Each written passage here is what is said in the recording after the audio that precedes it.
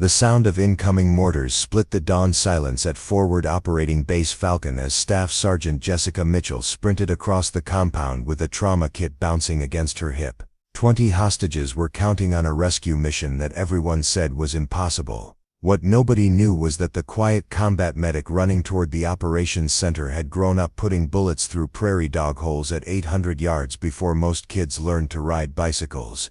In the next 6 hours she would prove that sometimes the most dangerous person on a battlefield isn't the one carrying the biggest weapon, it's the one everyone underestimated.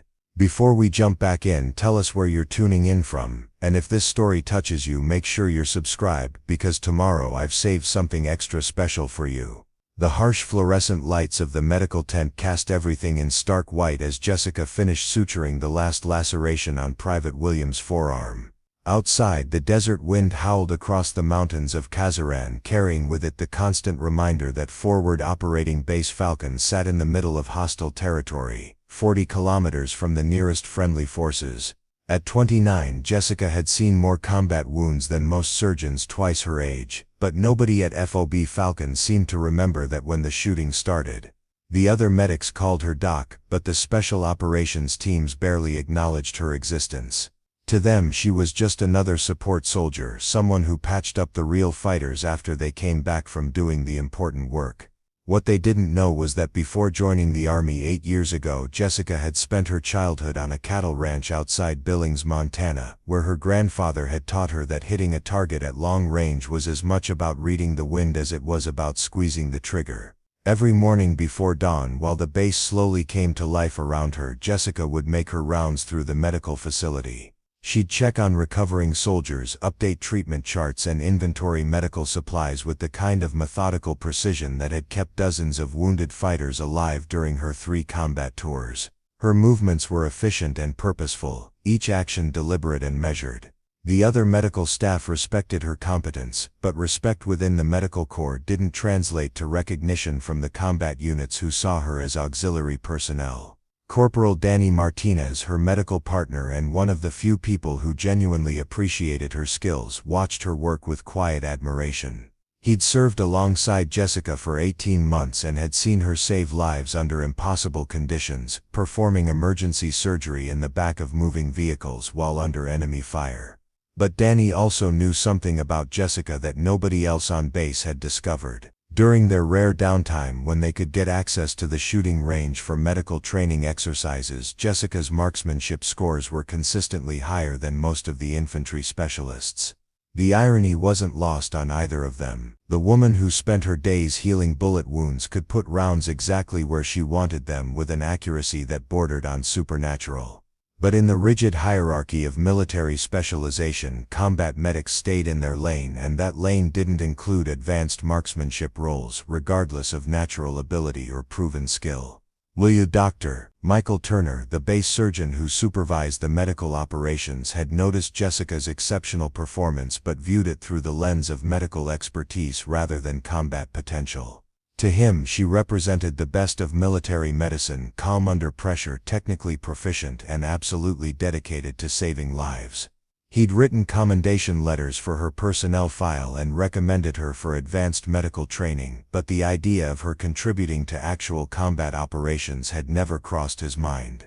The base's daily routine revolved around supporting ongoing counter-terrorism operations throughout the region. SEAL teams, Rangers, and other special operations units would deploy on missions while support personnel like Jessica maintained the infrastructure that kept the war machine functioning.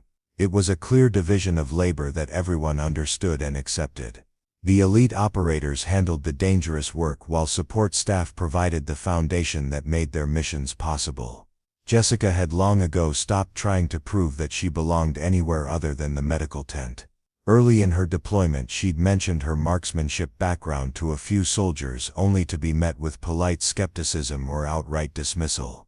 Combat veterans didn't take kindly to support personnel claiming they could do the jobs that required years of specialized training and combat experience.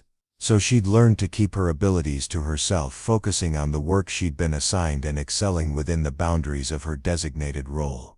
The medical tent itself reflected the utilitarian efficiency that defined life at FOB Falcon. Rows of cots lined the walls with medical equipment mounted on rolling carts that could be quickly repositioned based on the nature of incoming casualties. The air smelled of antiseptic and canvas with the underlying metallic tang that came from treating too many gunshot wounds in too small a space.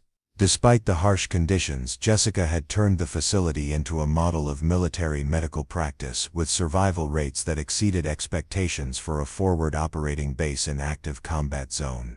Her daily routine was predictable but demanding. Morning sick call handled the minor injuries and illnesses that were inevitable when soldiers lived in harsh conditions with limited resources. Afternoon training sessions kept the medical staff sharp on trauma protocols and emergency procedures. Evening hours were reserved for equipment maintenance and paperwork, the administrative burden that followed every military operation. But it was during the quiet night shifts when most of the base was asleep that Jessica felt the weight of being underutilized. She joined the army to serve her country and make a difference, and she genuinely believed in the importance of military medicine. Saving lives mattered, and she was exceptionally good at it. But there was a part of her that wondered what she might accomplish if given the opportunity to use the full range of her abilities.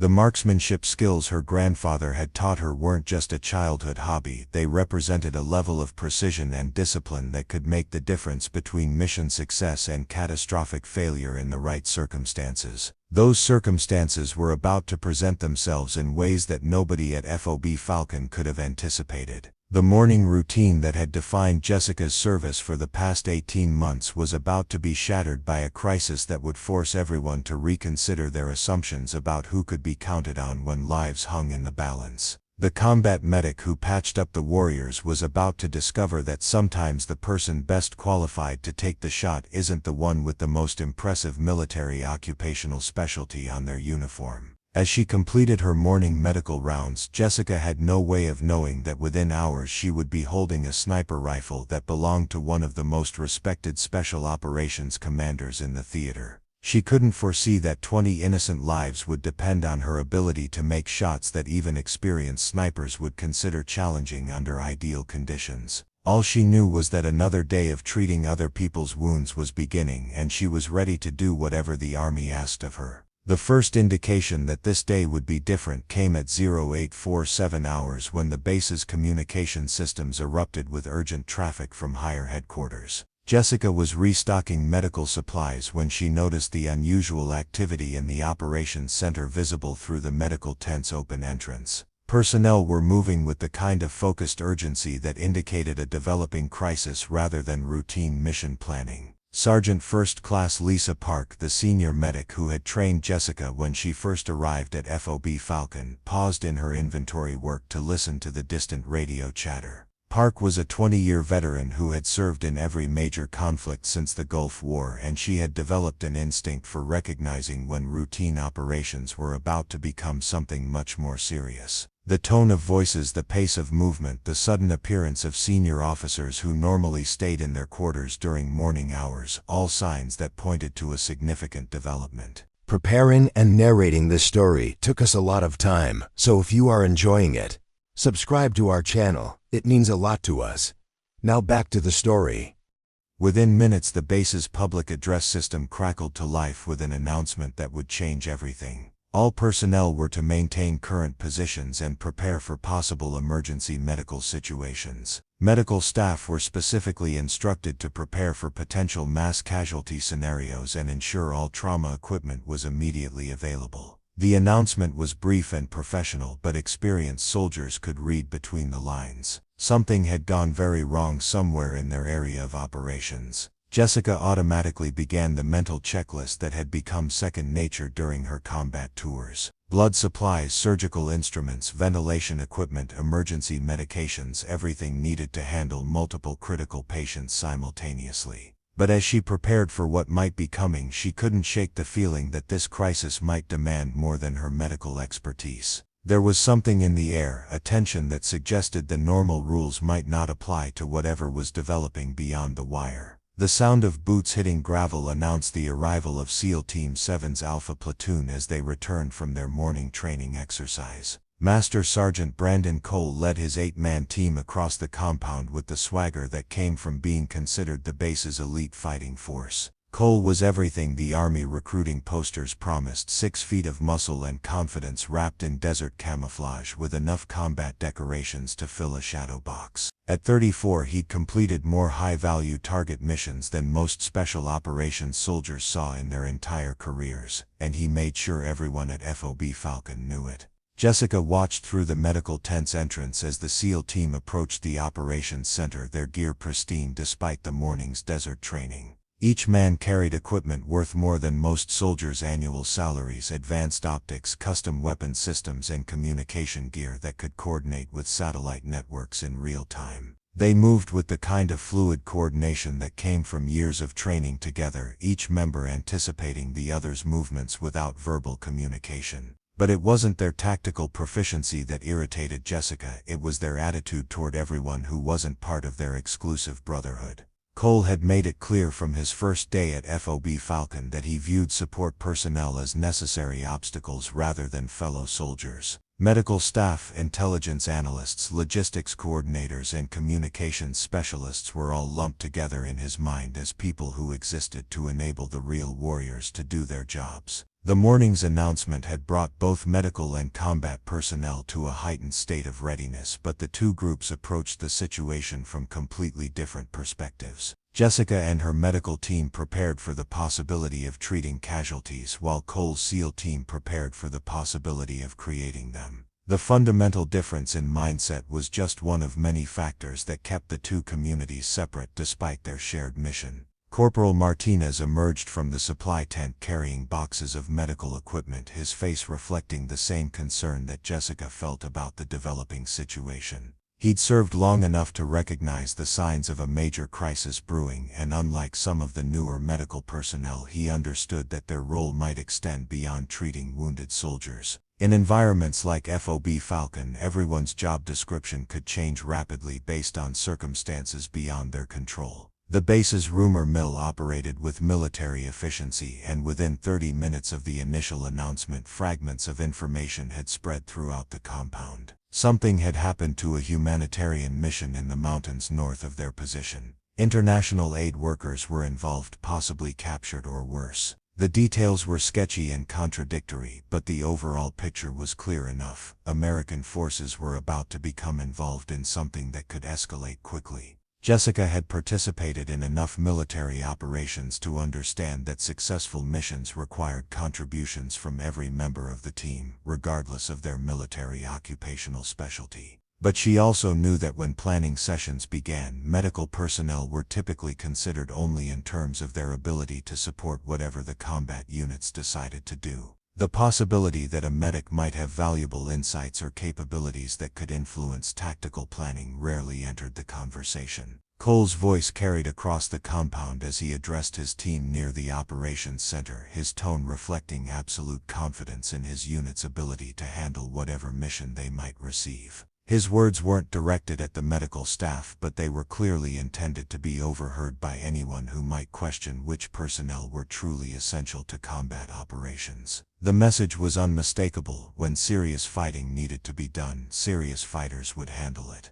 The dynamic between special operations and support personnel wasn't unique to FOB Falcon, but the isolated environment intensified every interaction. With fewer than 200 soldiers on the base, everyone knew everyone else's reputation, strengths, and limitations. Cole's team had earned their status through proven performance under fire, but their success had also created an institutional blindness to capabilities that existed outside their immediate circle. Jessica finished organizing the medical supplies and walked to the entrance of the tent, where she could observe the increasing activity around the operations center without appearing to eavesdrop. Senior officers were arriving from different parts of the base, their body language indicating serious discussions about complex problems. The kind of hurried consultations that preceded difficult decisions with significant consequences. Lieutenant Emma Thompson, the base intelligence officer, emerged from the communications bunker carrying a thick folder of documents. Thompson was one of the few officers who treated medical personnel as professional equals rather than subordinate support staff. She'd worked closely with Jessica during previous missions and had developed a respect for the medic's analytical abilities and attention to detail. Thompson understood that intelligence gathering wasn't limited to official sources. Sometimes the most valuable insights came from people who observed situations from different perspectives. The morning sun climbed higher over the desert mountains, casting sharp shadows across the compound and creating the kind of heat shimmer that made distant objects dance like mirages. The weather conditions were typical for the region: clear skies, minimal wind, and excellent visibility that extended for miles in every direction. For snipers and forward observers, these were ideal conditions for long-range operations. For medical personnel, they represented optimal circumstances for helicopter evacuations and trauma treatment. Cole's team completed their equipment checks and disappeared into the operations center, leaving the rest of the base to speculate about whatever mission they might be planning. The SEALs' preparation routine was visible to everyone: weapons cleaning, gear inspection, and tactical discussions that demonstrated their professionalism and competence. What wasn't visible was the narrow focus that came with specialized training, the tendency to see problems through the lens of their particular skill set. Jessica had observed this phenomenon throughout her military career. Elite units developed exceptional expertise in their areas of specialization, but sometimes that expertise created blind spots that prevented them from recognizing unconventional solutions to complex problems. The hammer and nail principle applied to military operations just as it did to civilian endeavors. When your primary tool was direct action, every problem started to look like a target that needed to be eliminated through superior firepower and tactical superiority. Dr. Turner appeared at the medical tent carrying his own folder of documents, his expression indicating the kind of serious concern that medical officers reserved for situations involving potential mass casualties. As the senior medical authority on the base, he would be responsible for ensuring that his staff could handle whatever consequences emerged from the developing crisis. His planning had to account for multiple scenarios, from routine injuries to catastrophic events that could overwhelm their limited resources. The doctor's approach to crisis management reflected the methodical thinking that characterized military medicine. Prepare for the worst-case scenario, ensure redundant capabilities for critical functions, and maintain flexibility to adapt procedures based on changing circumstances. It was a mindset that emphasized thorough preparation over dramatic gestures, comprehensive planning over individual heroics. Jessica respected Dr. Turner's leadership and had learned valuable lessons from his approach to complex medical situations. But she also recognized that his perspective, like Cole's, was shaped by his professional background and institutional role. The doctor saw the developing crisis through the lens of medical support requirements, just as the SEAL team leader saw it through the lens of tactical operations. Neither perspective was wrong, but both were incomplete. The base's communication systems continued their constant chatter as updates flowed in from higher headquarters and regional command centers. The volume and urgency of radio traffic suggested that whatever was happening in the mountains was significant enough to capture the attention of senior military leaders throughout the theater of operations. Local crises that could be handled at the regional level didn't generate this kind of high-level interest. Sergeant First Class Park emerged from the medical supply bunker carrying additional trauma equipment, her movements reflecting the kind of automatic preparation that came from decades of military experience. Park had served in enough crisis situations to understand that the initial reports were always incomplete and that medical personnel needed to be ready for scenarios that weren't part of the official planning assumptions. The senior medic's experience provided valuable context for understanding how military operations actually unfolded, as opposed to how they were supposed to unfold according to doctrine and training manuals. Real-world missions rarely proceeded exactly as planned, and successful outcomes often depended on the ability of individual soldiers to adapt their skills to unexpected circumstances. Park had seen medics perform functions far outside their normal job descriptions and had learned to recognize situations where conventional thinking might not be sufficient. Jessica appreciated Park's mentorship and had absorbed many lessons about the difference between official military procedures and practical military reality. The senior medic had taught her that successful soldiers were those who could apply their training creatively when circumstances demanded improvisation. But even Park's extensive experience was shaped by the assumption that medical personnel supported combat operations rather than participating in them directly.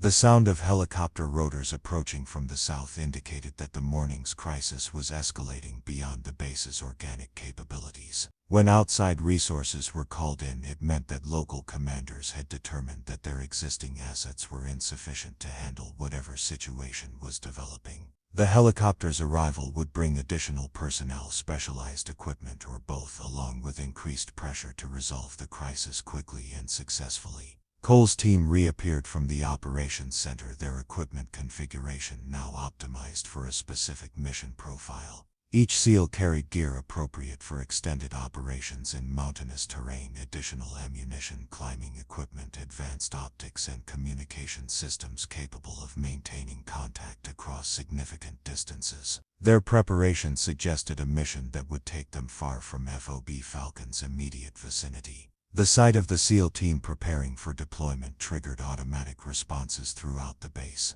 Medical personnel verified that trauma equipment was ready for immediate use. Communications specialists ensured that command channels were clear and functional. Logistics coordinators prepared for possible resupply requirements. Each functional area contributed to the overall mission capability according to established procedures and protocols. But Jessica noticed something that others might have missed. The specific equipment selections that Cole's team had made suggested they were planning for precision engagement at extended ranges. The advanced optics and specialized ammunition weren't typical for close-quarters combat operations. They were the tools of snipers and designated marksmen, soldiers whose job was to eliminate specific targets from positions that provided maximum standoff distance and optimal fields of fire. The observation triggered memories of her childhood in Montana, where her grandfather had taught her that successful long-range shooting required more than just good equipment and steady hands.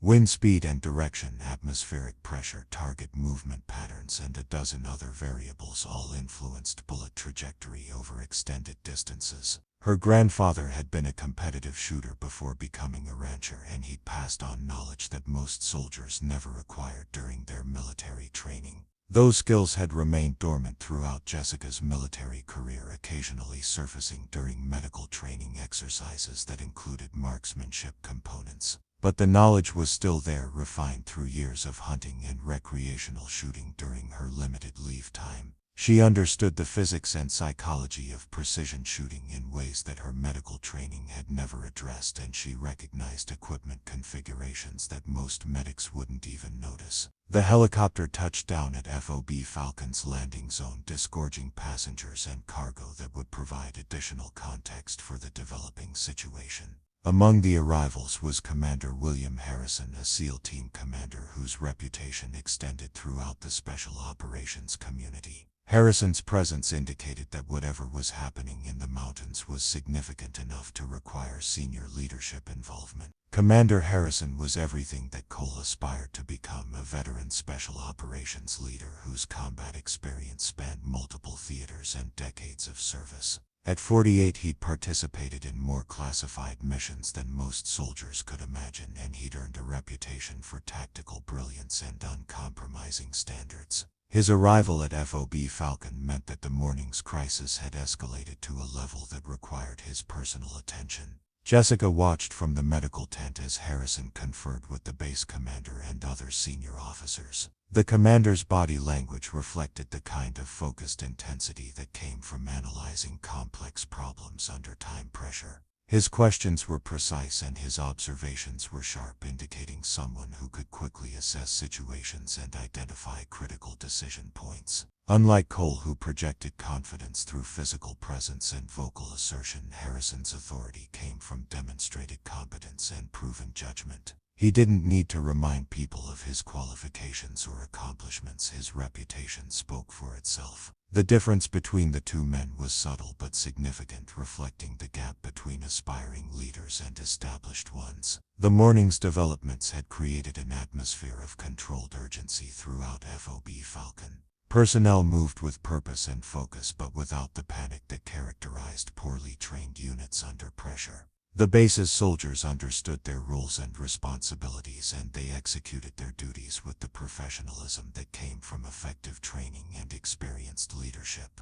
But Jessica could sense that the normal routines and procedures might not be sufficient for whatever challenge was developing in the mountains. The combination of high-level attention, specialized equipment requirements, and the involvement of senior special operations leadership suggested a situation that would demand exceptional performance from everyone involved. The kind of mission where conventional thinking might not be enough and where success might depend on someone's ability to contribute capabilities that weren't part of the official planning assumptions. As the morning progressed toward what everyone sensed would be a critical decision point, Jessica prepared herself for whatever role she might be called upon to play. Her medical training and experience would certainly be needed, but she had a growing sense that the day's events might require more than her official qualifications. The skills her grandfather had taught her years ago might finally find their purpose in ways she'd never imagined possible. The crisis that had begun with routine radio chatter was evolving into something that would test every soldier's ability to perform under pressure. And for Jessica Mitchell, the quiet combat medic who'd spent years being overlooked by the elite fighters, it was about to become the opportunity to prove that sometimes the most valuable capabilities were hidden in the most unexpected places. Master Sergeant Cole's voice cut through the desert air as he addressed his team outside the operations center, his tone carrying the kind of absolute confidence that had made him the most respected SEAL on the base. The 8 men of Alpha Platoon stood in a loose semicircle, their attention focused completely on their team leader as he outlined what everyone assumed would be another successful special operations mission. Cole had built his reputation on delivering results when conventional forces couldn't get the job done, and nothing about the morning's crisis suggested that this mission would be any different. The details of the situation had finally emerged through official channels, replacing the morning's speculation with confirmed intelligence. 20 international humanitarian workers had been captured by a terrorist cell operating from a fortified compound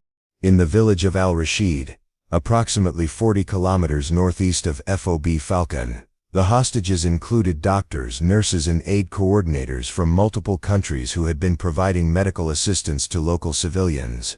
Their captors were demanding the release of imprisoned terrorists and threatening to execute the hostages if their demands weren't met within 72 hours. Jessica absorbed this information along with everyone else on the base, but her perspective differed from those around her.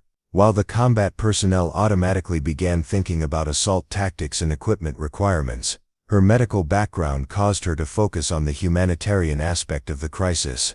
20 innocent people whose only crime was trying to help others were now facing execution unless someone could rescue them. The moral clarity of the situation was absolute. These people needed to be saved regardless of the tactical challenges involved. Cole's team had been selected for the rescue mission based on their proven track record and specialized capabilities. SEAL Team 7 had successfully completed similar operations throughout the region, using combinations of stealth, precision firepower, and tactical superiority to overcome numerically superior enemies. Their standard operating procedures emphasized rapid assault, overwhelming violence, and immediate extraction, principles that had served them well in previous missions. But the Al-Rashid compound presented unique challenges that made conventional special operations tactics problematic. Intelligence reports indicated that the terrorists had positioned the hostages in multiple buildings throughout the compound, making simultaneous rescue extremely difficult. The captors had also established overlapping fields of fire that would make direct assault costly, even for well-trained special operations forces. Most critically, any extended firefight would give the terrorists time to execute hostages before the rescue force could reach them. Commander Harrison studied the intelligence reports with the kind of methodical attention that had made him one of the military's most successful special operations leaders. Unlike Cole, who approached tactical problems with aggressive confidence,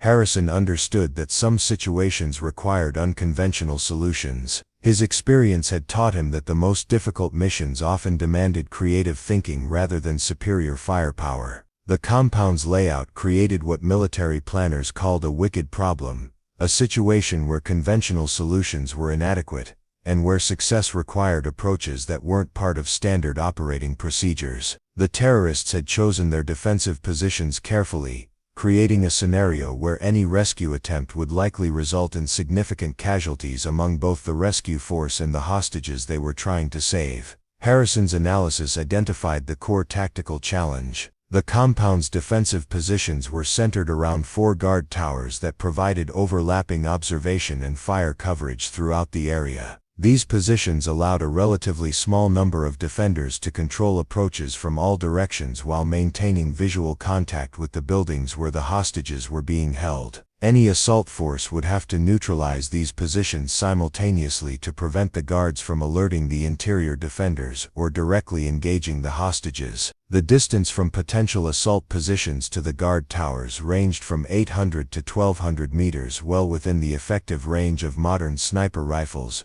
but requiring exceptional marksmanship skills under field conditions. The shots would need to be taken simultaneously by multiple snipers, coordinated to the second, and executed with absolute precision. Miss any of the targets, and the entire rescue operation would collapse into a firefight that the hostages were unlikely to survive. Cole's team included 2 designated marksmen with significant sniper training, but Harrison's analysis suggested that even these specialists might struggle with the mission requirements. The shots weren't just long-range, they were long-range precision shots that needed to be taken under time pressure against targets who would be actively trying to avoid being hit. The margin for error was essentially zero, and the consequences of failure were measured in human lives. Jessica overheard fragments of the tactical discussion as senior personnel moved between the operations center and various support facilities. The medical community wasn't included in the detailed mission planning,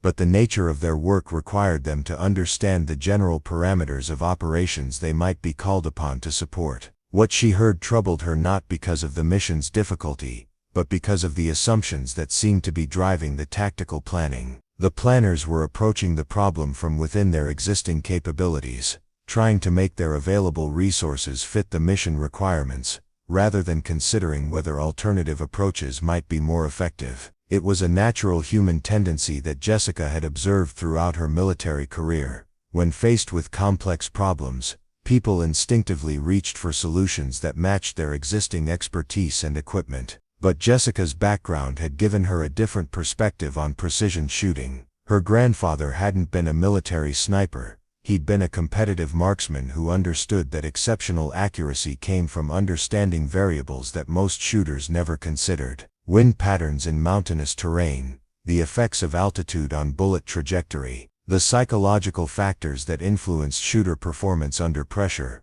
knowledge that wasn't part of standard military sniper training, but could make the difference between success and failure in situations like Al-Rashid. The morning's crisis had created an unusual situation where Jessica found herself thinking about tactical problems rather than medical procedures. Her role as a combat medic meant that she would be involved in treating any casualties that resulted from the rescue mission, but her analytical mind was drawn to the challenge of preventing those casualties in the first place. The best medical outcome would be a mission that succeeded without anyone getting hurt. Corporal Martinez noticed Jessica's unusual preoccupation with the tactical discussions and approached her with the kind of quiet concern that characterized their working relationship. Martinez had served with Jessica long enough to recognize when something was troubling her, and he'd learned to trust her instincts about situations that others might miss. If the base's most competent medic was worried about something, it was worth understanding what had caught her attention. Jessica explained her concerns about the mission's tactical assumptions,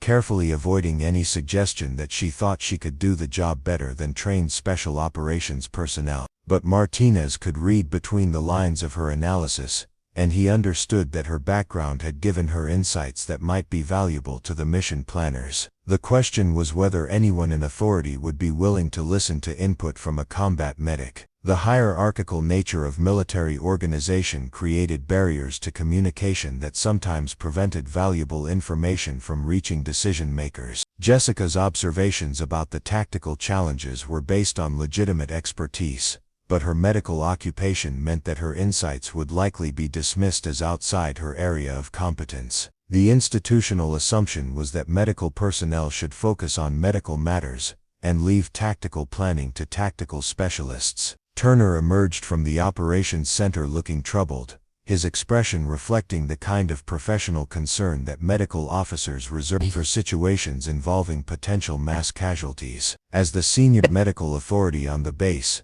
he'd been briefed on the rescue mission's parameters, and asked to ensure that medical support was available for multiple contingencies. His assessment wasn't optimistic. The tactical plan had significant potential for creating casualties that would challenge the base's medical capabilities. The doctor's medical perspective aligned with Jessica's tactical concerns, but from a different angle. Turner was worried about treating the casualties that the mission might produce, while Jessica was thinking about preventing those casualties from occurring in the first place. Both perspectives were valid, but neither was being integrated into the mission planning process in ways that might influence the tactical approach. Commander Harrison reappeared from the operations center, his expression reflecting the kind of focused concentration that came from wrestling with complex problems under time pressure. The SEAL commander had decades of experience with difficult missions, but the Al-Rashid situation presented unique challenges that couldn't be solved through standard special operations procedures. The tactical requirements were clear,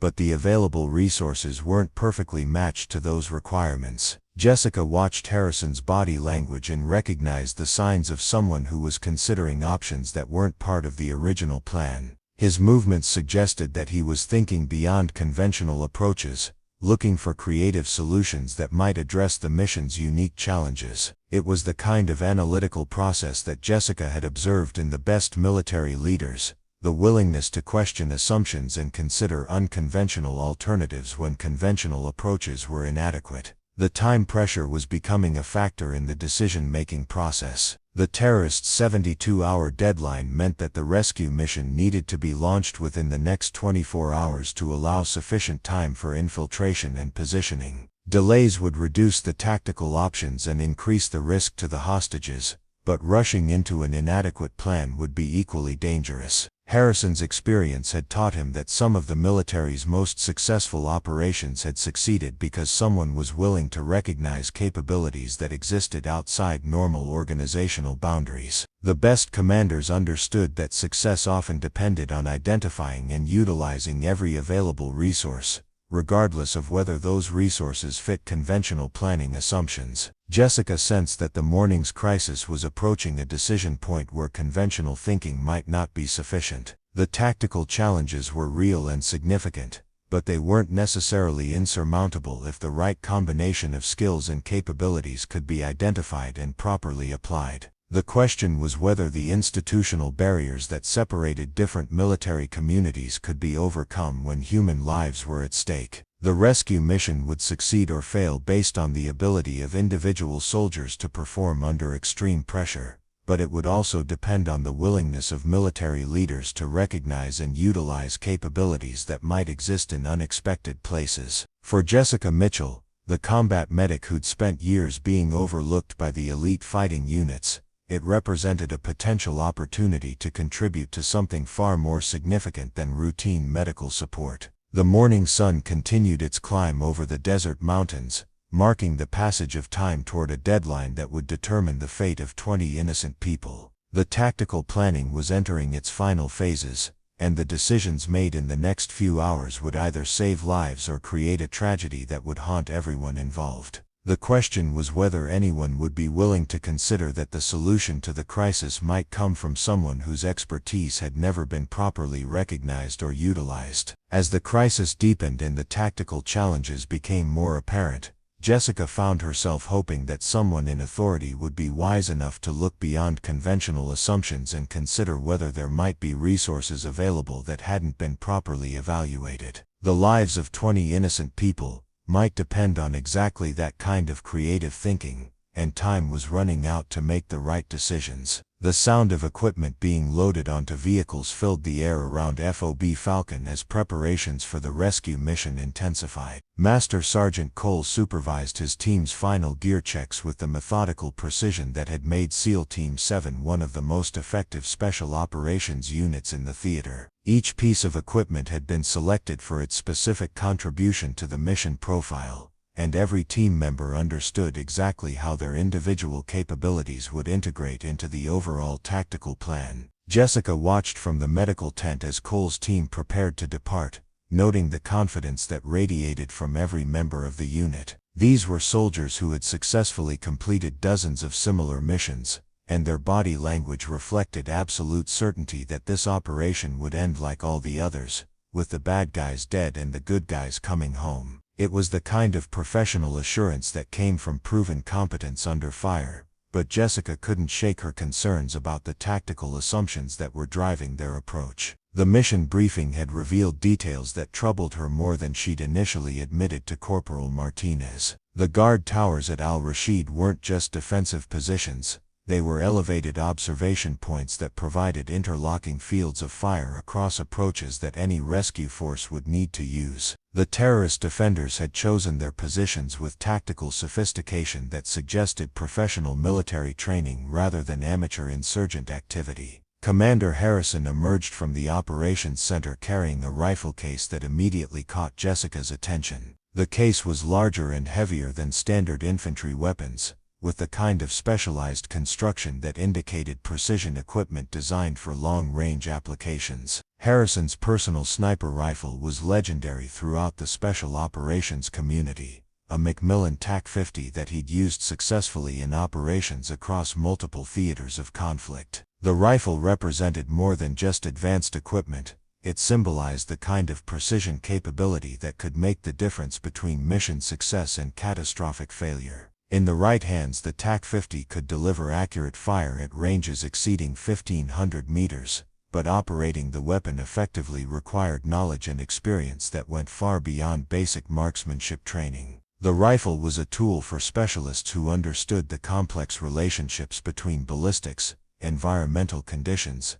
and target engagement principles. Jessica knew enough about precision shooting to recognize that the TAC-50 was specifically designed for the kind of long-range elimination that the Al-Rashid mission would require. The rifle's .50 caliber ammunition could defeat light armor and cover materials while maintaining accuracy at extended distances. Its advanced optics system could compensate for atmospheric conditions that would make conventional shooting impossible. But even the most sophisticated equipment was only as effective as the person operating it. Cole's team included 2 designated marksmen who had received advanced sniper training, but Jessica could see from their equipment selections that neither man had extensive experience with the TAC-50 system. They were carrying their standard sniper rifles, excellent weapons for most applications, but not optimized for the extreme range and precision requirements that the Al-Rashid compound would demand. The tactical plan was asking them to perform beyond their equipment's effective capabilities. The morning briefing had established that the guard towers needed to be eliminated simultaneously to prevent any surviving defenders from alerting the interior forces or engaging the hostages directly. The timing requirements meant that multiple snipers would need to coordinate their shots to the second,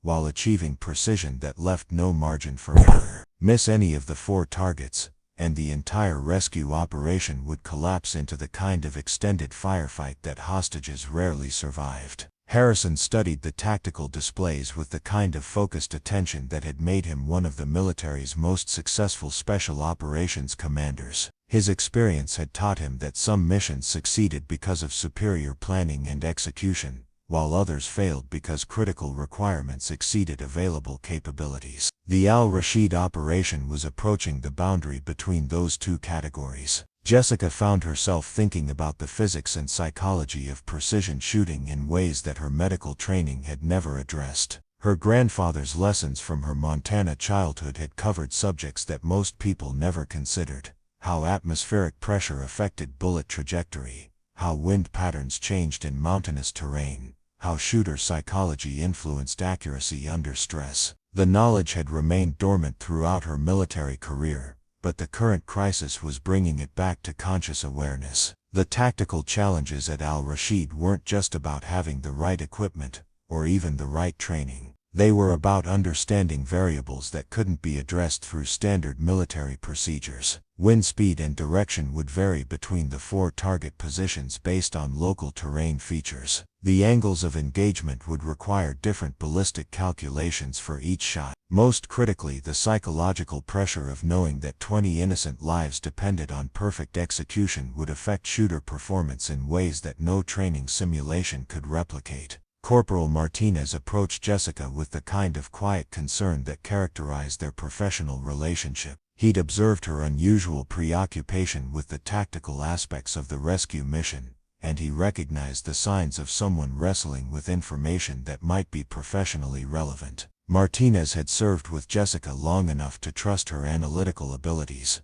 and he understood that her concerns were based on legitimate expertise rather than idle speculation. Their conversation was necessarily discreet, given the sensitive nature of ongoing mission planning, and the hierarchical barriers that separated medical personnel from tactical decision-makers. But Martinez had learned to recognize when Jessica's insights might be valuable to the broader military effort, and he was willing to serve as an informal communication channel if the situation warranted it. The rescue mission was too important to let institutional protocols prevent potentially valuable information from reaching the people who needed it. Jessica explained her analysis of the mission's requirements, carefully focusing on technical factors rather than suggesting that she might be better qualified than trained special operations personnel. Her concerns were based on objective assessment of ballistic and environmental challenges that would affect any shooter regardless of their military occupational specialty or combat experience. The guard towers at Al-Rashid presented precision shooting problems that were at the extreme edge of what conventional military snipers were trained to handle. The distance calculations were straightforward: 800 to 1200 meters from concealed firing positions to elevated targets with limited exposure windows. But the real challenges involved variables that weren't part of standard sniper training curricula. The compound's location in a mountain valley would create wind patterns that changed throughout the day based on thermal effects. The elevation differences between firing positions and targets would require precise angle calculations that affected both trajectory and timing. Martinez listened to Jessica's analysis with growing understanding of why she was troubled by the mission's tactical assumptions. Her background had given her knowledge of precision shooting principles that complemented rather than competed with military sniper training. The question was whether anyone in authority would be willing to consider input from a combat medic whose expertise lay outside her official area of responsibility. The institutional culture of special operations emphasized competence and results over rigid adherence to organizational boundaries, but it also valued proven performance under fire above theoretical knowledge. Jessica's marksmanship abilities were impressive by civilian standards, but she'd never been tested in combat situations where lives depended on her accuracy. The mission planners would naturally prefer to rely on personnel whose capabilities had been validated through military training and combat experience. Dr. Turner emerged from another briefing with senior officers, his expression reflecting the kind of professional concern that medical leaders felt when asked to support operations with significant casualty potential. The rescue mission's tactical plan involved multiple high-risk elements that could result in casualties among both the rescue force and the hostages they were trying to save. His medical preparations needed to account for scenarios ranging from routine injuries to mass casualty events. The doctor's medical perspective provided another angle for analyzing the mission's challenges. Turner understood that the best medical outcome would be an operation that succeeded without producing casualties, but his professional responsibilities required him to prepare for less optimal results. His planning had to balance resource allocation between different possible outcomes while ensuring that critical capabilities were available regardless of how the situation developed. Jessica respected Dr. Turner's leadership and had learned valuable lessons from his approach to complex medical situations. But she also recognized that his perspective, like everyone else's, was shaped by his professional background and institutional role. The doctor was focused on treating casualties that the mission might produce, while she was thinking about preventing those casualties through better tactical execution. The afternoon heat was building across the desert compound as the rescue mission's departure time approached. The tactical plan called for infiltration under cover of darkness, with the actual assault scheduled for dawn when lighting conditions would favor the attacking force. The timeline was tight but achievable, assuming that all elements of the operation proceeded according to plan. Commander Harrison continued his methodical review of the mission parameters, but his body language suggested growing concern about factors that weren't adequately addressed in the current tactical approach. His experience had taught him to recognize situations where conventional solutions might not be sufficient, and the Al-Rashid compound presented challenges that pushed against the boundaries of his team's proven capabilities. The guard towers were the critical factor that would determine whether the rescue mission succeeded or failed. Intelligence reports indicated that each position was manned by experienced fighters with military-grade weapons and communication equipment. The tower's elevation and positioning provided overlapping fields of observation and fire that made conventional assault approaches extremely hazardous. Any rescue force would need to eliminate all 4 positions simultaneously to prevent coordinated defensive responses. Harrison's personal TAC-50 rifle represented the kind of precision capability that could theoretically address the guard tower problem, but operating the weapon effectively required specialized knowledge that went beyond standard military sniper training. The rifle was a tool for specialists who understood advanced ballistic principles, environmental factors, and precision shooting techniques that weren't part of conventional military curricula. Jessica found herself thinking about her grandfather's lessons in ways that she hadn't considered for years. The old rancher had been a competitive marksman who understood that exceptional accuracy required knowledge of variables that most shooters never learned to recognize. His instruction had covered subjects like reading mirage patterns to determine wind direction, calculating bullet drop at extreme ranges, and managing shooter psychology under pressure. The knowledge had seemed like interesting but irrelevant information throughout Jessica's military career. Combat medics weren't expected to engage targets at long range, and her marksmanship skills had never been professionally relevant to her assigned duties. But the current crisis was creating a situation where those dormant capabilities might be exactly what the mission required. Martinez could see that Jessica was wrestling with something that went beyond professional concern about the mission's medical implications. Her analytical focus on the tactical challenges suggested that she believed she might have insights that could contribute to the operation's success. The question was whether anyone in authority would be willing to listen to input from a combat medic whose expertise lay outside her official area of responsibility. The hierarchical nature of military organization created communication barriers that sometimes prevented valuable information from reaching decision makers. Jessica's observations about the precision shooting requirements were based on legitimate expertise, but her medical occupation meant that her insights would likely be dismissed as outside her area of competence.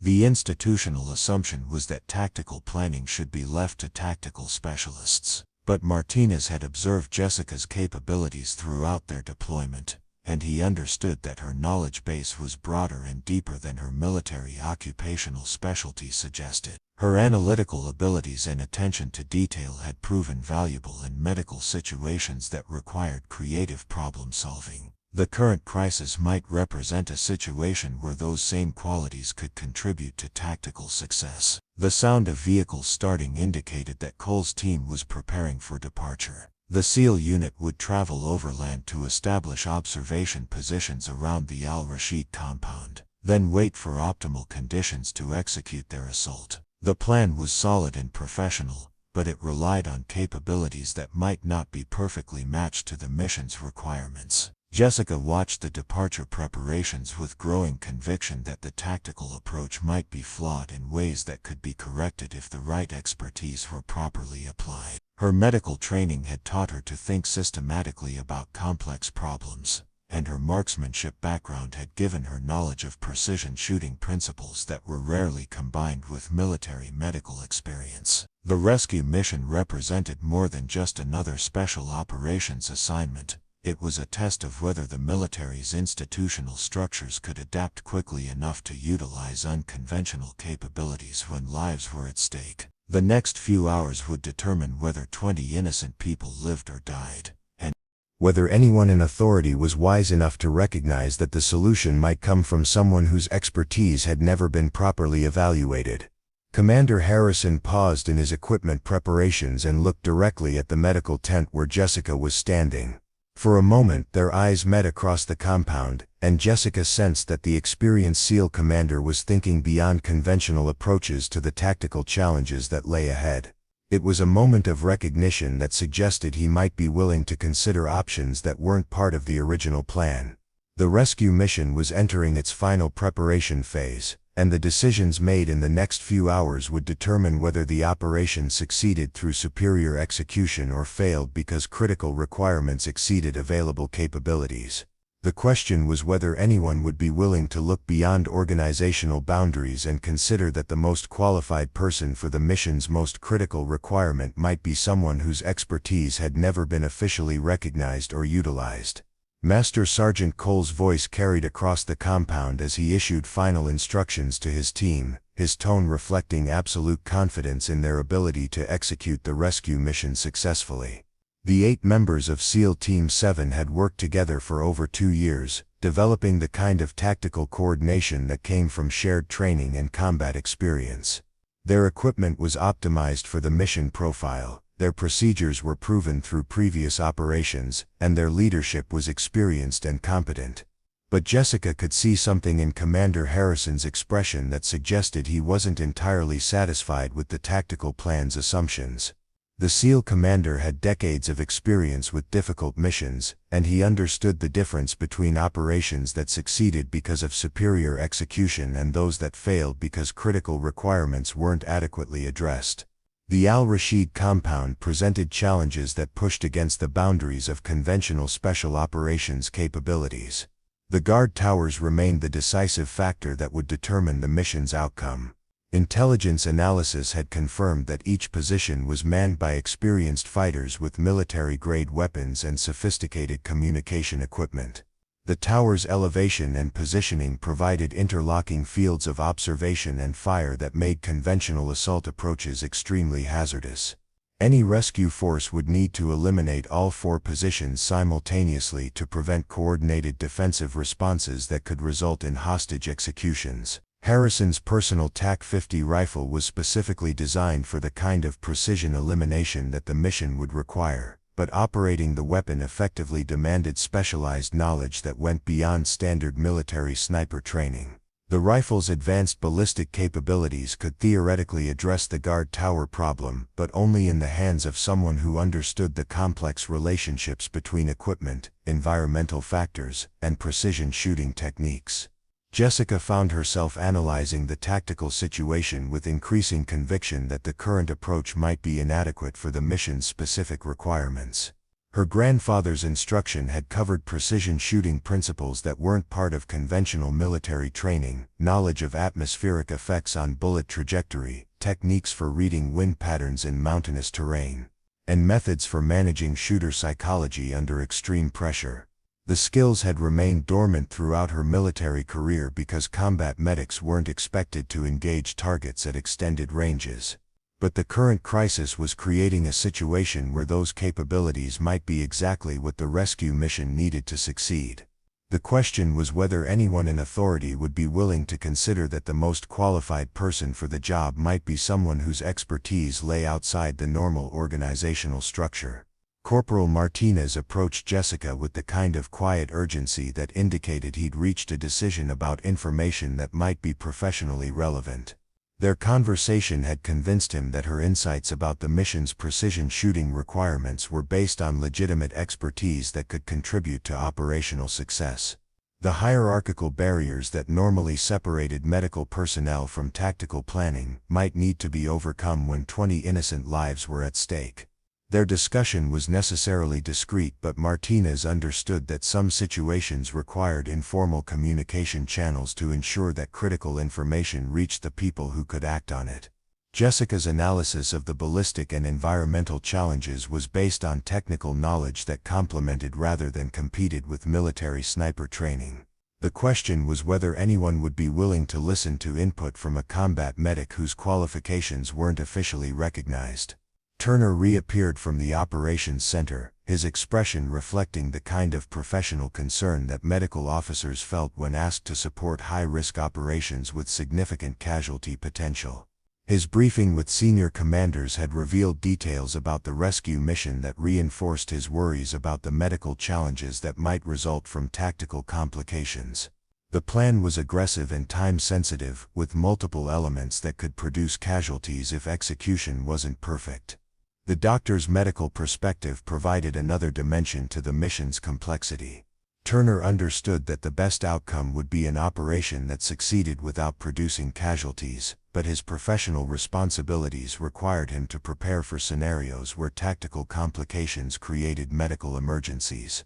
His resource allocation needed to balance different possible outcomes while ensuring that critical capabilities were available regardless of how the situation developed. Jessica respected the doctor's approach to complex medical planning, but she also recognized that his focus on treating potential casualties was necessarily reactive rather than proactive. Her analytical mind was drawn to the possibility of preventing those casualties through improved tactical execution, but her institutional role limited her ability to contribute to operational planning in ways that might address the underlying challenges. The afternoon sun was reaching its peak intensity over the desert mountains, creating the kind of atmospheric conditions that would affect long-range ballistic calculations throughout the day. The heating effects would create thermal layers that could deflect bullet trajectories, while the mountain terrain would generate wind patterns that changed predictably based on solar heating and cooling cycles. These were factors that precision shooters needed to understand and account for, but they weren't typically part of military sniper training curricula. Commander Harrison continued his methodical review of the mission parameters, but his body language suggested that he was thinking beyond the current tactical plan. His experience had taught him to recognize situations where conventional approaches might not be sufficient, and he understood that successful operations sometimes required creative solutions that weren't part of standard procedures. The SEAL commander's reputation was built on his ability to adapt tactical plans to meet specific operational requirements, and he'd proven willing to utilize unconventional capabilities when circumstances demanded flexibility. His success rate reflected not just superior execution of standard procedures but also his willingness to consider options that other commanders might overlook or dismiss as outside normal protocols. Jessica watched Harrison's movements and recognized the signs of someone who was evaluating alternatives that weren't part of the original plan. His methodical examination of equipment and personnel suggested that he was thinking systematically about capabilities that might be available but not officially recognized. It was the kind of analytical process that separated exceptional military leaders from those who simply followed established procedures. The rescue mission was approaching a decision point where conventional thinking might not be adequate for the specific challenges that the Al-Rashid compound presented. The tactical requirements were clear and well defined, but the available resources weren't perfectly matched to those requirements. Success might depend on someone's willingness to look beyond organizational boundaries and consider whether critical capabilities existed in unexpected places. Martinez had reached his own decision point about whether to act on the information that Jessica had shared with him. Her analysis of the precision shooting requirements was based on legitimate technical knowledge, and her concerns about the mission's tactical assumptions were grounded in objective assessment of ballistic and environmental factors. The question was whether anyone in authority would be willing to consider input from a combat medic whose expertise lay outside her official area of responsibility. The institutional culture of special operations emphasized results over rigid adherence to organizational protocols, but it also valued proven performance under fire above theoretical knowledge. Jessica's marksmanship abilities were impressive by any standard, but she'd never been tested in combat situations where lives depended on her accuracy.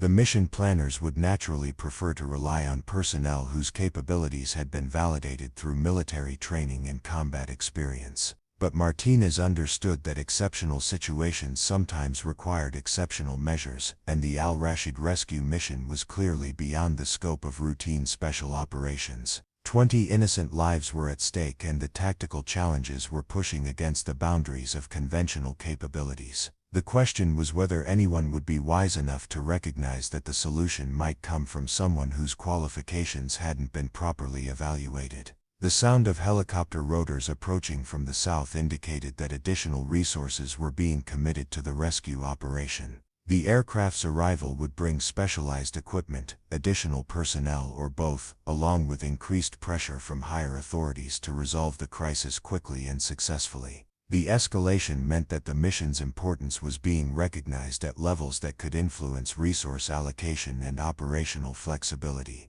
Jessica felt the weight of knowledge that might be professionally relevant but institutionally unwelcome. Her analysis of the precision shooting requirements was based on legitimate expertise, but her role as a combat medic created barriers to communication that might prevent that information from reaching the people who could act on it.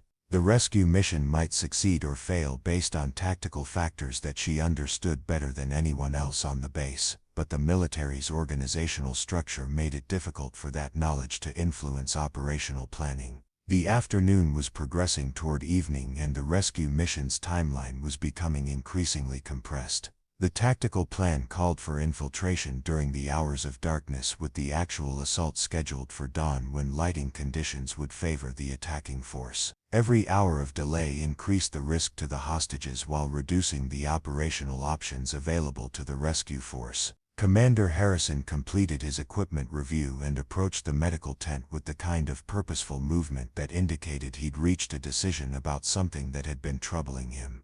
His expression was serious but not grim, suggesting that he was thinking proactively about the mission's challenges rather than simply accepting the limitations of the current tactical plan. Jessica sensed that the experienced SEAL commander was about to make a decision that would either validate or dismiss the concerns that had been building throughout the day. The next few minutes might determine whether her expertise would be recognized as potentially valuable to the rescue mission, or whether she would remain in her traditional role as a medical professional who supported combat operations from a distance. The crisis that had begun with routine intelligence reports was evolving into a test of whether the military's institutional structures could adapt quickly enough to utilize unconventional capabilities when lives were at stake. For Jessica Mitchell, the combat medic who'd spent years being overlooked by the elite fighting units, it represented a potential opportunity to contribute capabilities that had never been officially recognized but might be exactly what the mission required. The late afternoon sun cast long shadows across FOB Falcon as Commander Harrison approached the medical tent with the deliberate stride of someone who had made a difficult decision. His weathered face showed the kind of focused determination that came from years of leading men into impossible situations and bringing them home alive. In his hands he carried the rifle case that contained his personal Macmillan TAC-50, the weapon that had become legendary throughout the special operations community for its precision and reliability under the most demanding conditions. Jessica felt her pulse quicken as she realized that the SEAL commander was walking directly toward her position. Throughout the afternoon she had watched the tactical preparations with growing conviction that the rescue mission faced challenges that weren't being adequately addressed by conventional approaches. Now it appeared that her concerns might be about to receive the kind of high-level attention that could either validate her expertise or expose the limitations of her unofficial qualifications. Harrison's reputation preceded him wherever he went in the special operations community. At 48 he had participated in more classified missions than most soldiers could imagine, and his tactical innovations had been incorporated into training curricula throughout the military. Unlike younger officers who led through aggressive confidence, Harrison's authority came from demonstrated competence under fire and an intuitive understanding of how to match available capabilities to specific mission requirements. The SEAL commander stopped directly in front of Jessica, his pale blue eyes studying her with the kind of analytical intensity that made her feel as though he was evaluating capabilities that others had never bothered to assess. His examination wasn't dismissive or condescending, it was the professional assessment of someone who understood that exceptional situations sometimes required exceptional measures, regardless of where those measures might be found. Corporal Martinez stepped closer to Jessica, his body language reflecting both support and concern about what might be developing. He had served with her long enough to recognize the signs of someone who was about to be thrust into a situation far outside their normal area of responsibility. But he also understood that Jessica's unique combination of medical training and marksmanship expertise might be exactly what the rescue mission required to succeed. Dr. Turner emerged from the medical supply area, immediately recognizing the significance of Commander Harrison's presence at the medical facility. The senior SEAL's personal involvement with medical personnel was unusual enough to indicate that something beyond routine coordination was developing. Turner's expression reflected professional curiosity mixed with concern about what might be expected of his staff in connection with the rescue operation. Harrison set the rifle case down carefully and looked directly at Jessica with the kind of focused attention that made her feel as though the rest of the world had temporarily ceased to exist. When he spoke, his voice carried the quiet authority that came from decades of making life-and-death decisions under pressure, but there was also a quality of respectful inquiry that suggested he was asking rather than commanding. "Staff Sergeant Mitchell," he began, his tone professional but not formal, "I understand you have experience with precision shooting that extends beyond your medical training."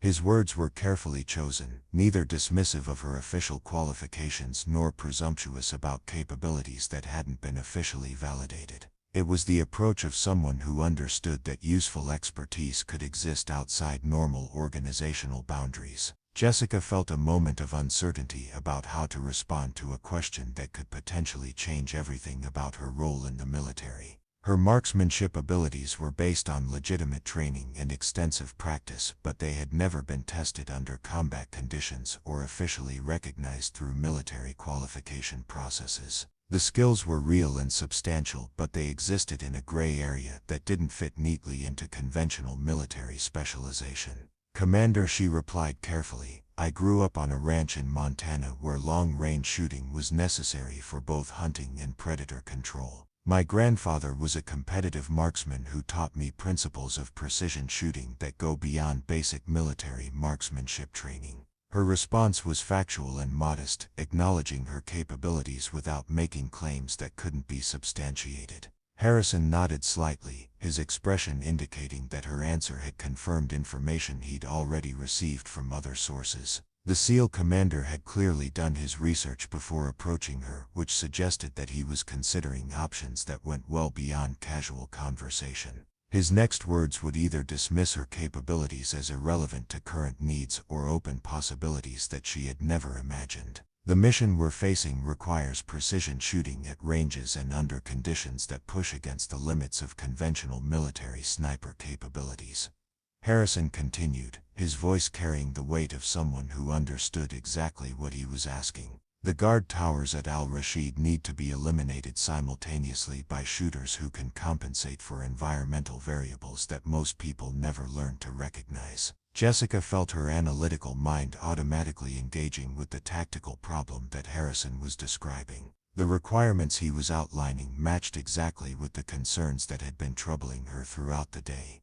Precision shooting challenges that demanded knowledge of ballistic principles, environmental factors, and shooting psychology that weren't part of standard military training curricula. The distances involved range from 800 to 1200 meters, with elevated targets that present limited exposure windows, Harrison explained, his tone remaining conversational despite the gravity of what he was describing. "The terrain will create wind patterns that change throughout the engagement period, and the coordination requirements mean that multiple shooters need to achieve simultaneous precision under significant time pressure." Martinez and Dr. Turner listened to this exchange with growing understanding of what was being discussed. The SEAL commander wasn't just making conversation, he was evaluating whether Jessica might possess capabilities that could contribute to the rescue mission's success. The implications were staggering, both for Jessica's career and for the lives of 20 innocent people who were depending on decisions being made at FOB Falcon.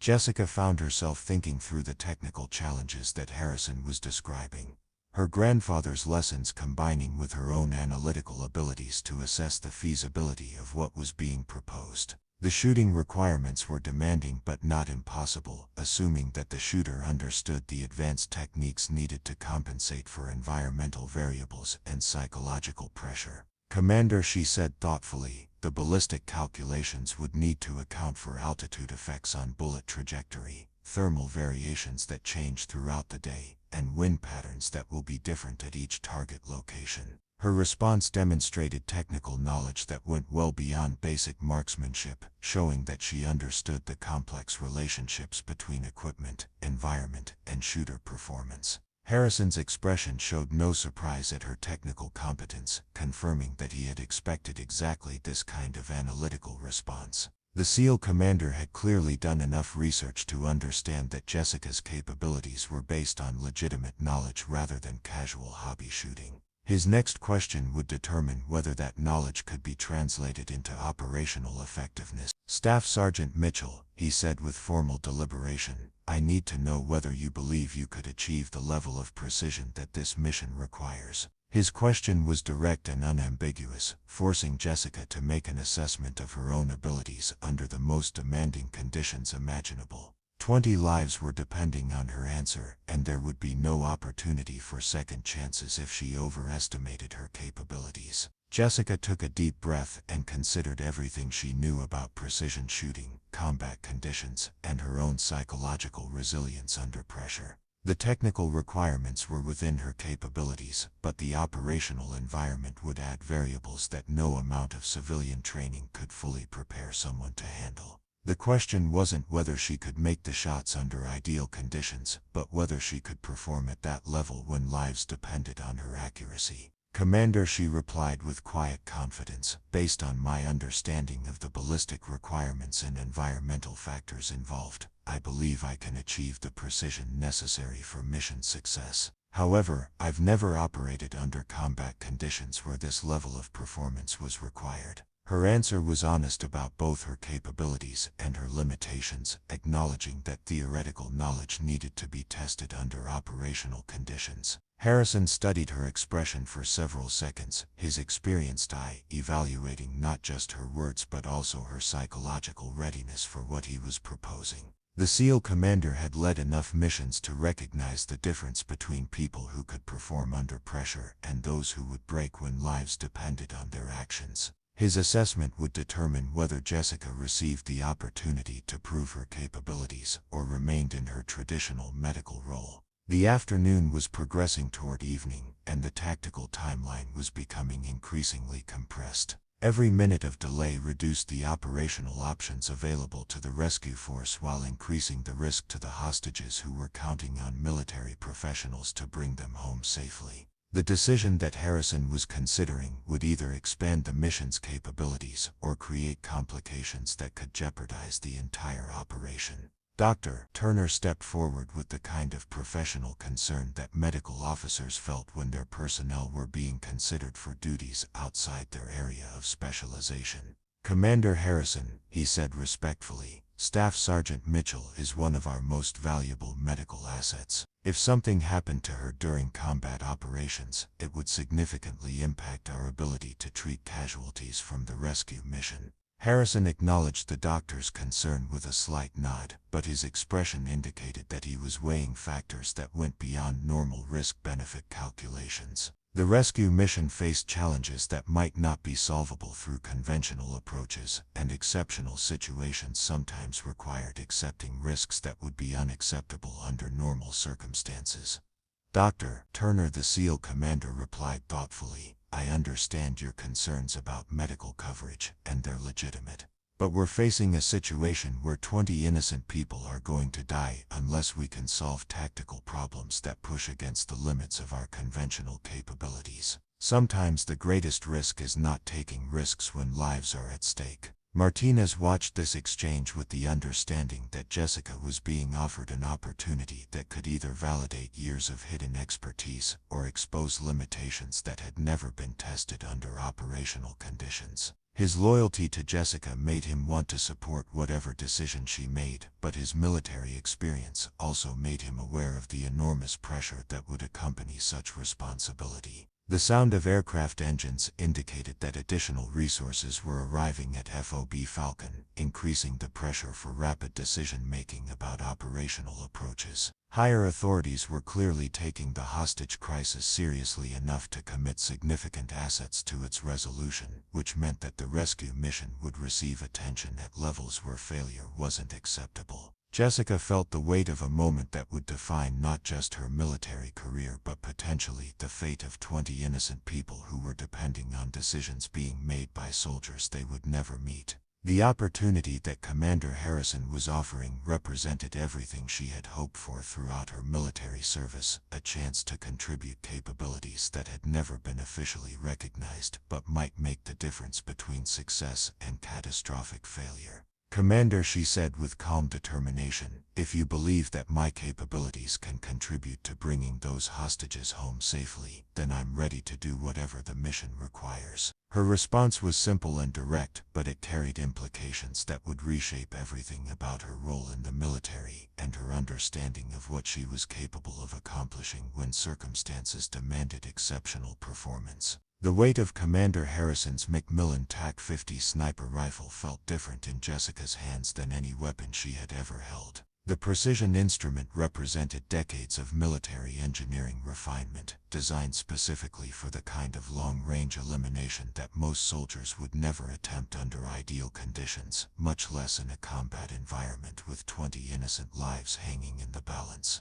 As she examined the rifle's advanced optics system and custom modifications, Jessica understood that she was holding more than just sophisticated equipment. She was holding the key to a mission that would either validate years of hidden expertise or expose limitations that could result in catastrophic failure. The rifle's .50 caliber action had been meticulously maintained throughout Harrison's career, each component adjusted and refined through countless missions in hostile environments. The barrel showed the kind of precise wear patterns that indicated thousands of rounds fired in anger, while the stock bore subtle modifications that reflected the commander's personal preferences developed through years of operational experience. This wasn't a weapon that had spent its service life on training ranges. It was a combat instrument that had proven itself in situations where failure meant death. Dr. Turner watched Jessica's examination of the rifle with the kind of professional concern that medical officers felt when their personnel were assigned duties that extended far beyond their official qualifications. The transformation from combat medic to precision marksman represented a leap in responsibility that few soldiers ever experienced, and the psychological pressure alone could overwhelm someone who wasn't prepared for the magnitude of what was being asked. 20 hostages were counting on someone whose combat shooting experience consisted entirely of basic military qualifications and civilian hunting. Commander Harrison stood silently as Jessica familiarized herself with the TAC-50's controls and characteristics, his expression reflecting the kind of analytical assessment that had made him one of the military's most successful special operations leaders. He understood that weapon familiarity was only one component of precision shooting effectiveness. The psychological factors were often more important than technical proficiency, especially in situations where the consequences of failure extended far beyond personal survival. The afternoon sun was beginning its descent toward the western mountains, creating the kind of atmospheric conditions that would affect ballistic calculations throughout the evening and into the pre-dawn hours when the rescue mission would commence. The thermal layers caused by solar heating would create mirage effects that could deflect bullet trajectories, while the cooling temperatures would change air density in ways that influenced long-range accuracy. These were variables that precision shooters learned to recognize and compensate for, but they required experience that couldn't be gained through theoretical study. Corporal Martinez approached with a tactical vest and communications equipment that had been modified to accommodate Jessica's dual role as both medical support and precision marksman. The gear represented a compromise between the mobility requirements of a sniper and the life-saving capabilities of a combat medic. She would need to be prepared for both contingencies depending on how the mission developed. The weight and bulk of the medical equipment would affect her shooting position and stability, adding variables that would need to be compensated for during the actual engagement. Jessica adjusted the rifle's scope to account for the distances and elevation differences that would characterize the shots at Al-Rashid compound. The ballistic calculations were complex but manageable, requiring adjustments for altitude effects, temperature variations and the specific characteristics of the .50 caliber ammunition. Her grandfather's instruction had covered these principles in detail, but applying them under combat conditions would test her knowledge in ways that recreational shooting had never demanded. The intelligence briefing materials provided detailed information about the guard tower's construction, positioning, and likely defensive capabilities. Each structure was approximately 30 feet tall, built from reinforced concrete and positioned to provide overlapping fields of observation and fire across all potential approach routes. The tower's elevation advantage meant that the defenders could observe friendly forces at significant distances while remaining partially concealed behind protective barriers. Harrison reviewed the tactical timeline with Jessica, emphasizing the critical synchronization requirements that would determine whether the rescue mission succeeded or failed. The 4 guard positions needed to be eliminated within a window of less than 30 seconds to prevent any surviving defenders from alerting interior forces or engaging the hostages directly. The coordination would be managed through encrypted radio communications, but the actual shooting would depend entirely on each marksman's ability to achieve precision under extreme pressure. The mission's complexity extended beyond simple marksmanship challenges to encompass psychological factors that could influence performance in unpredictable ways. Jessica would be shooting at human targets who were actively trying to avoid being hit, under time pressure that allowed no margin for error, while knowing that innocent lives depended on her accuracy. The mental discipline required to maintain focus under such conditions was different from anything she had experienced during her medical training or civilian shooting experience. Dr. Turner approached Jessica with additional medical supplies that had been configured for rapid deployment during the rescue operation. If the mission succeeded, there would likely be hostages requiring immediate medical attention for injuries sustained during their captivity or the rescue itself. If the mission failed, there would certainly be casualties among both the rescue force and the people they were trying to save. Jessica's medical expertise would be critical regardless of how the tactical situation developed. The equipment loadout represented a unique combination of capabilities that had probably never been assembled for a single operator in the history of military operations. Jessica would carry Harrison's precision rifle, her standard medical kit, specialized ammunition, communications gear, and backup weapons.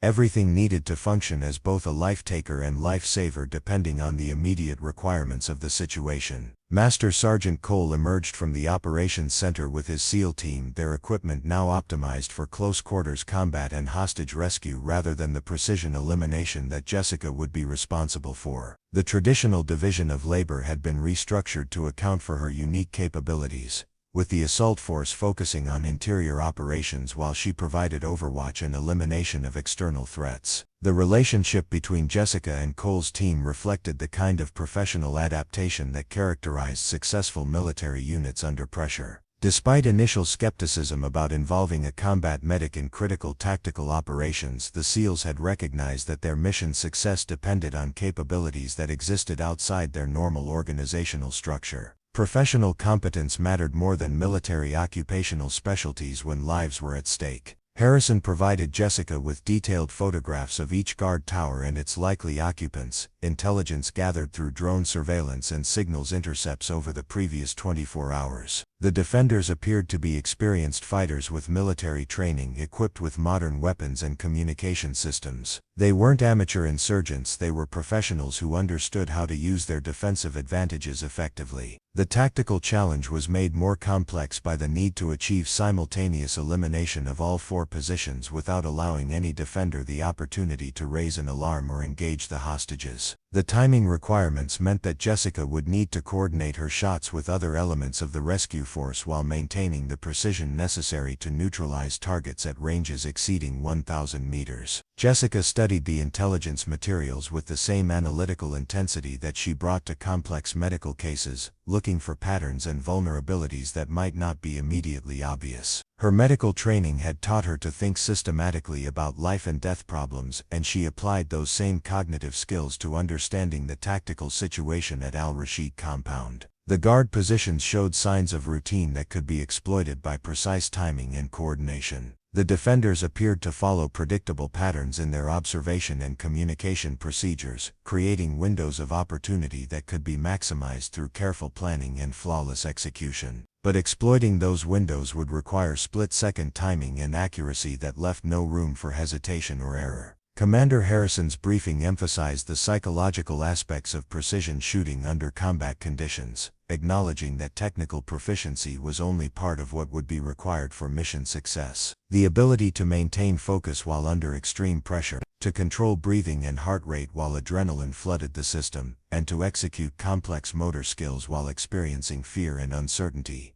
These were capabilities that could only be developed through experience or exceptional mental discipline. Jessica found herself drawing on memories of her grandfather's instruction about the mental side of precision shooting. The old rancher had taught her that successful marksmanship was as much about controlling her own psychology as it was about controlling external variables. Breathing techniques, visualization exercises and methods for maintaining focus under pressure, knowledge that had seemed like interesting but unnecessary information throughout her military career. The tactical plan called for Jessica to establish a shooting position approximately 1,000 meters from the compound, using natural terrain features to remain concealed while maintaining clear lines of sight to all 4 guard towers. The location had been selected through careful analysis of ballistic requirements, concealment opportunities, and escape routes that might be needed if the situation deteriorated. Martinez would accompany Jessica as both spotter and medical backup, providing target identification assistance while ensuring that medical capabilities remained available throughout the operation. His role represented another adaptation of standard procedures, combining traditional sniper team functions with medical support in ways that weren't covered by conventional military doctrine.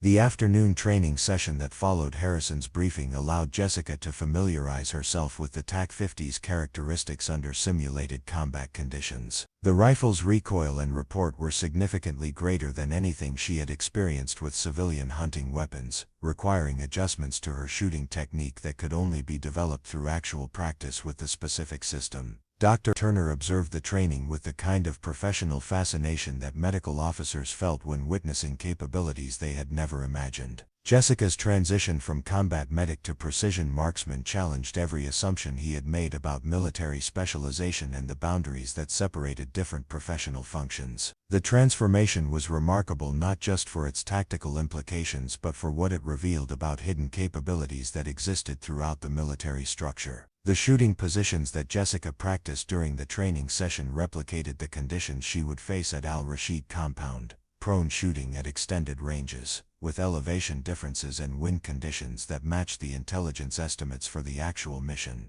Each shot required careful calculation and adjustment, building muscle memory and confidence that would be critical during the actual engagement. Harrison's instruction during the training session reflected decades of experience with precision shooting under combat conditions. His guidance covered technical aspects of ballistic compensation but also psychological techniques for maintaining focus and controlling anxiety under extreme pressure. The combination of technical and mental preparation represented the kind of comprehensive training that military snipers received over months or years of specialized instruction. The evening briefing brought together all elements of the rescue force for final coordination and synchronization. Jessica found herself seated among SEAL team members and other special operations personnel, her presence accepted without question by professionals who understood that mission success mattered more than conventional organizational boundaries. The transformation from overlooked support personnel to critical mission element was complete. Cole's tactical briefing emphasized the precision timing that would be required for the operation's success. Jessica's elimination of the guard towers would signal the beginning of the assault phase, with interior forces moving immediately to secure the hostages before defensive responses could be organized. The coordination would depend entirely on split-second timing and flawless execution by every member of the team. The intelligence updates provided final confirmation of the guard positions and defensive capabilities at Al-Rashid compound. The terrorist defenders had maintained their routine throughout the day, suggesting that they weren't aware of the impending rescue operation. The element of surprise remained intact, providing tactical advantages that would be critical for mission success. Jessica reviewed her equipment one final time, ensuring that every component was properly configured and immediately accessible. The combination of precision rifle, medical supplies, communications gear and backup weapons represented capabilities that would need to be seamlessly integrated depending on how the situation developed. There would be no time for equipment malfunctions or procedural confusion once the operation commenced.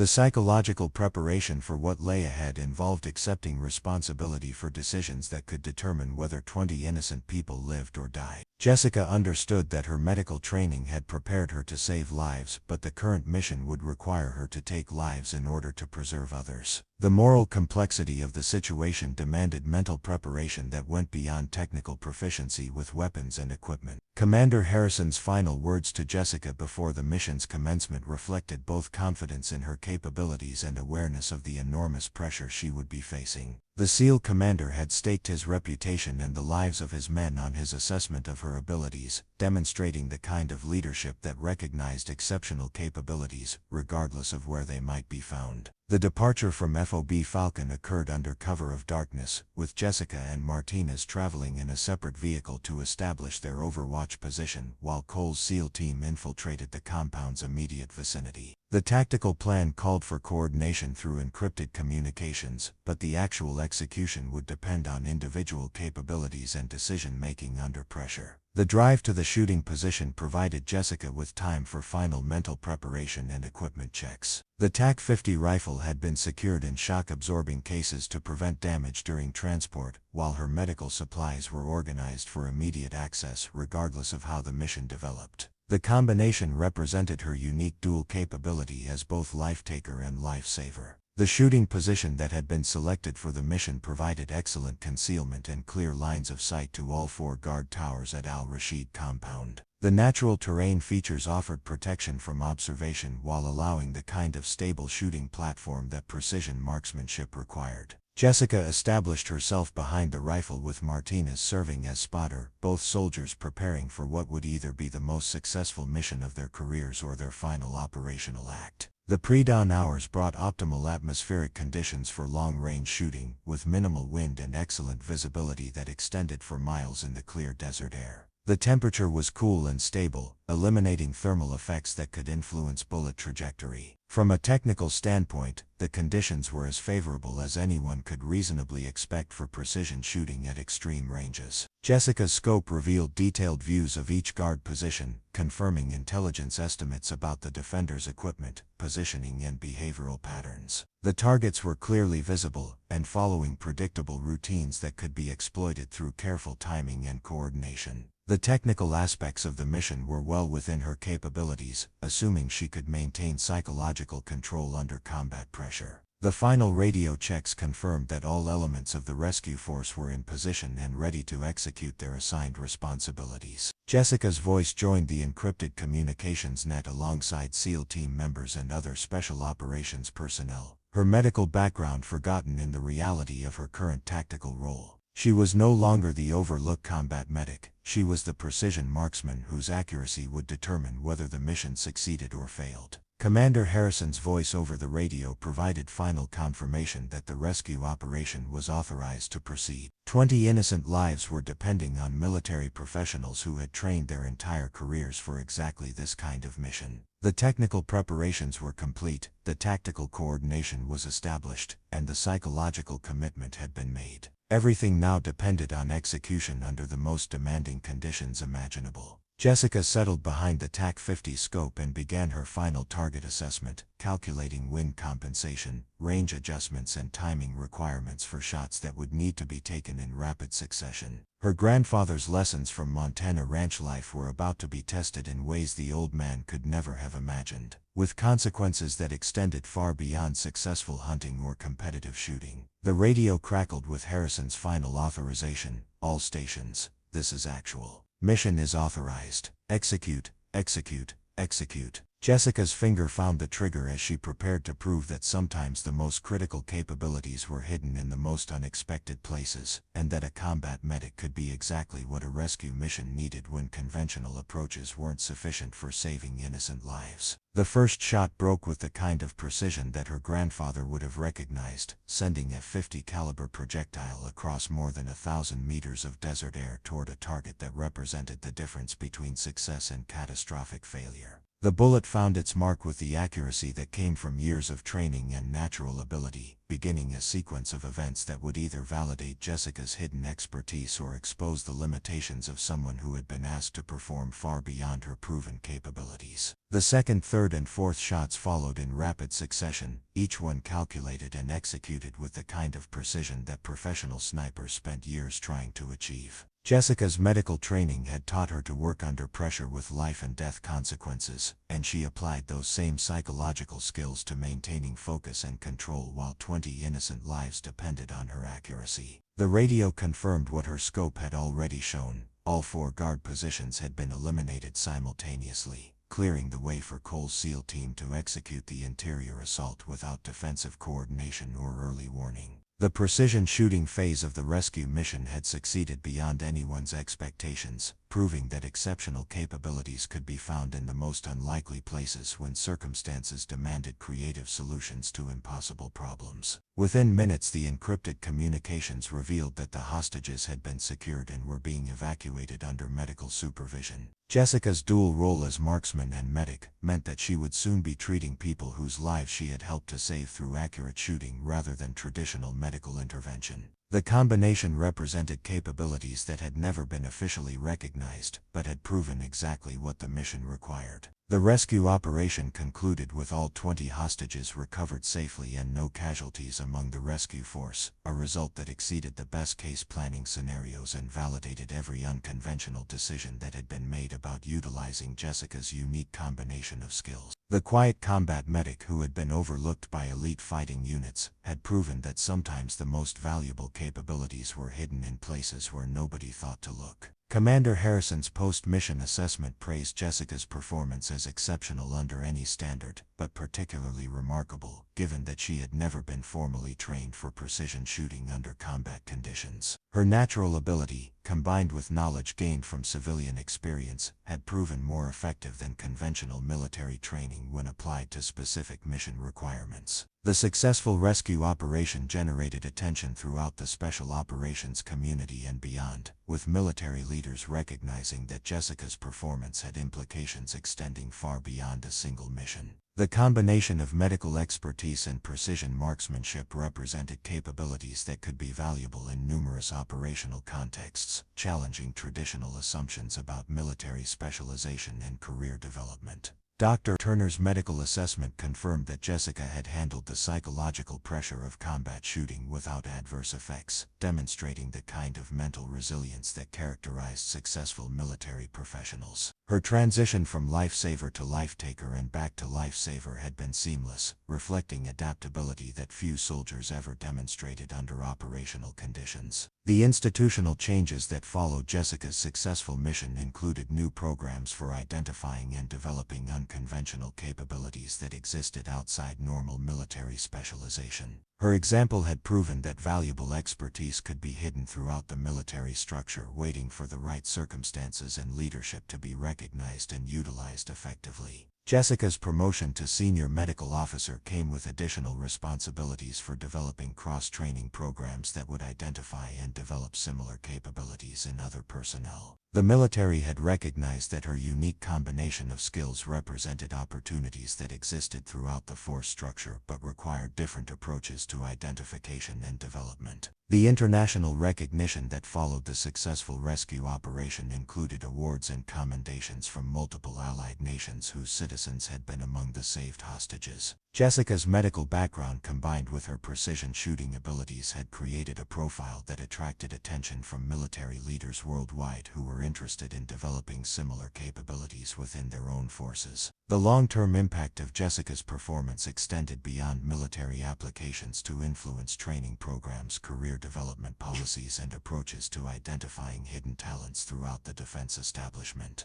Her example had proven that exceptional capabilities could exist in unexpected places, but only if leaders were wise enough to recognize and utilize them when circumstances demanded creative solutions. Years later, as Brigadier General Jessica Mitchell reviewed training reports from programs that had been developed based on her example, she reflected on the journey from overlooked combat medic to recognized expert in precision medicine and tactical operations. The transformation had begun with her grandfather's lessons on a Montana ranch and had culminated in saving 20 innocent lives through capabilities that nobody had bothered to recognize or develop. The military had learned valuable lessons about hidden expertise, unconventional capabilities, and the importance of looking beyond official qualifications when exceptional situations demanded exceptional solutions. Jessica's story had become required reading in leadership schools throughout the military, demonstrating that the most critical capabilities were sometimes found in the most unexpected places. The rescue mission at Al-Rashid compound had saved 20 innocent lives, but its broader impact had influenced military thinking about human capabilities, professional development, and the importance of recognizing expertise regardless of where it might be found. Sometimes the person best qualified for the most critical mission was someone whose abilities had never been officially acknowledged but were exactly what the situation required. Up next, you've got 2 more standout stories right on your screen. If this one hit the mark, you won't want to pass these up. Just click and check them out.